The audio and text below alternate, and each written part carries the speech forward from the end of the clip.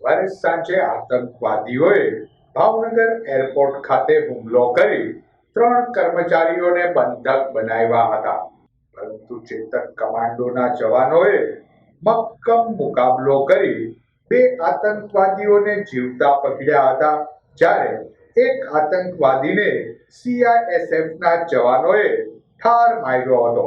રાજ્યમાં આતંકવાદ વિરોધી સુરક્ષા સારું ચેતક કમાન્ડો ફોર્સ દ્વારા મોક ડ્રીલનું આયોજન કરવામાં આવ્યું હતું. ગત સાંજે 6 વાગે વિમાન હાઈજેક કરવાના ઈરાદે 3 આતંકવાદીઓ કાર સાથે ભાવનગર એરપોર્ટ ઓફિસના એડમિન ગેટ પર પહોંચ્યા હતા. સિક્યોરિટી અટકાવતા અચાનક તેમણે બોમ્બ ફોડીને અંદર ઘૂસી ગયા હતા અને 3 કર્મચારીઓને બંધક બનાવ્યા હતા, જેની જાણકારી સુરત એરપોર્ટ ઓથોરિટીને થતા તત્કાલ આ અંગેની વિગતો ભાવનગર શહેર પોલીસ, જિલ્લા વહીવટી તંત્રને કરવામાં આવી હતી.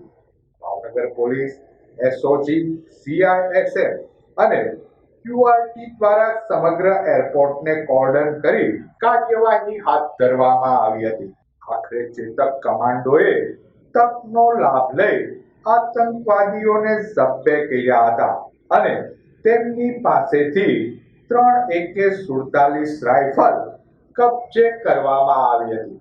બાદમાં આ સમગ્ર ઘટના મોક ડ્રીલ હોવાની જાણ થતા સૌ કોઈએ હાશકારો અનુભવ્યો હતો.